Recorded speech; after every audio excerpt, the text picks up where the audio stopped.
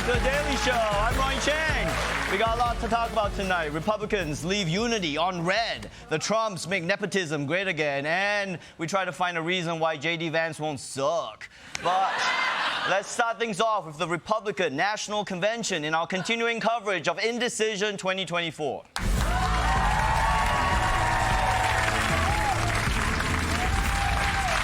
Last night was night 2 of the RNC, and it's been a very unusual convention because someone shot the candidate 4 days ago. And the media consensus after this was that this week would be about healing.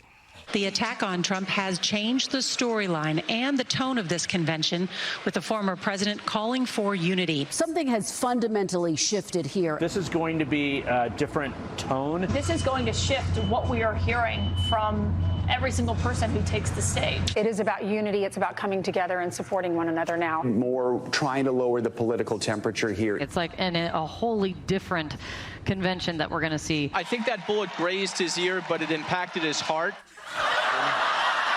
Impacted his heart, it opened his eyes, it lowered his cholesterol, it engorged his penis. But yeah, word on the street was that the RNC speeches were going to be civil and polite now. So bring on the good vibes. The Democrats' disastrous record on crime, trade, and regulation has ruined the lives of countless Minnesotans. Your family is less safe. Biden's violent crime crisis. Our children are dying. War on families. Woke indoctrination trampled underfoot by the radical left. Biden and the Democrats are doing everything they can to tear down this great country. America cannot afford 4 more years of a weekend at Bernie's presidency. Kumbaya, my lord. Kumbaya. I mean, I guess this is toning it down.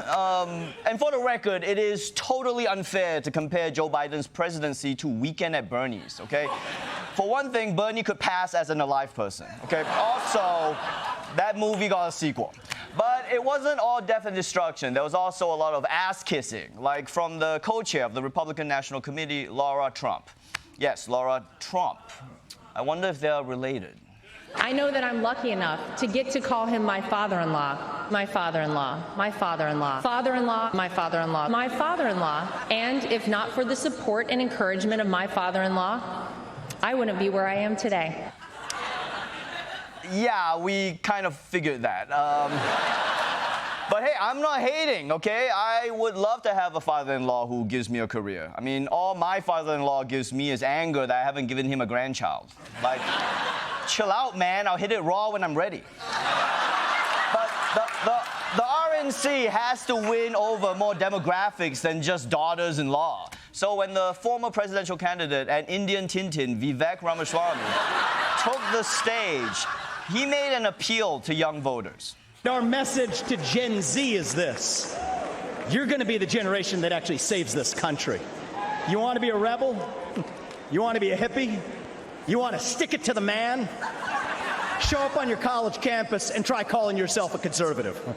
Say you want to get married, have kids. Okay, you know what? Diversity, bring back the white people. Yo, it's like he expects us to believe all the cool kids are hanging out behind the bleachers like, hey, after we finish not having sex, let's fund offshore fracking. And as an Asian, I just want to make it clear that Vivek Ramaswamy does not represent me, okay? Because Indians are not Asians. But if Vivek didn't convince young people that it's cool to be Republican, hey, check out this sick beat. It's the mayor of Magaville, baby. Hey, you know who we gon' vote? We voting Donald Trump, baby. Donald Trump, baby. America needs saving. America needs saving. I didn't think it was possible to dishonor Vanilla Ice, but they did it. In fact, I wish I got shot in the ear so I'd have to listen to that shit. But do Republicans not remember? They have Kanye. Like, I know he's a bit of a Nazi now, but I really don't think this room will mind.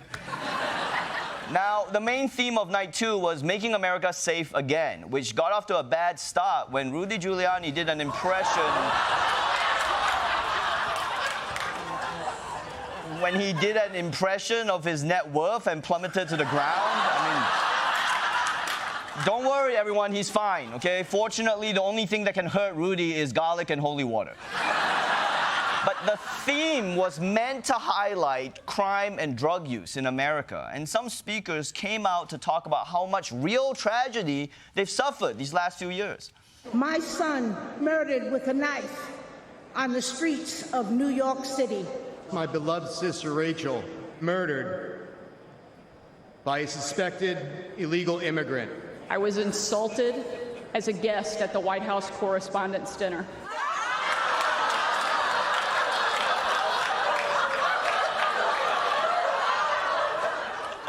Okay, one of these stories wasn't quite as tragic as the other ones. And hey, I'm not saying it wasn't painful that someone made fun of you while you had a free dinner, but maybe next time just go before the widows and the orphans so there's like an escalation of tragedy. But you know what? Sarah Huckabee Sanders was probably just ramping up. I'm sure she suffered a much worse tragedy. My family was denied service and kicked out of a restaurant. Okay, lady, you heard the speeches before you, right? There are people who are like, my whole family's addicted to fentanyl. And you're like, I know, right? And Chipotle totally skimped on my guac. Come on, you gotta give me something tragic. Make me tear up. And a parent at my 3-year-old son's preschool spit on my car. Okay. Sarah is like, what is happening to America? When someone can just walk up to my car and spit on that thing. Why are you even, don't applaud it, why are you even mad about that? You're in Arkansas, isn't that just a car wash there?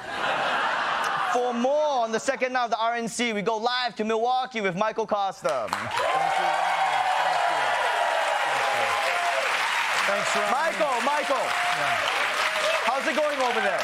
Thanks, Ron. It is great to be here in Milwaukee. I know we canceled all our shows here this week, but I'm glad that I got to stay here in Milwaukee, which is where I am.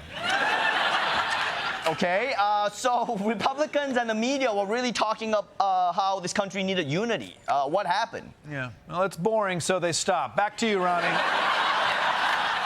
Wait, that's it? All that talk of bringing the country together and lowering the temperature, and they couldn't do it? Yeah, old habits are hard to change. It's human nature. I do it. I'm always telling myself, Michael, you got to read more books. Day one, I'm cracking open War and Peace, but day two, I'm like, Pornhub has a comment section. That's reading.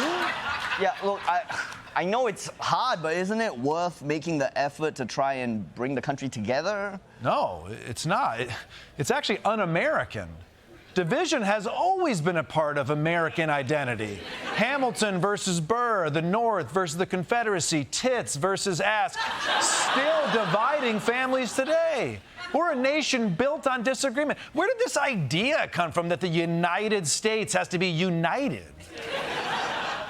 Okay, I don't think that's right. I mean, I feel like America's been united before. Like, what about after 9/11? Oh, yeah? How'd that go? We united around invading the wrong country.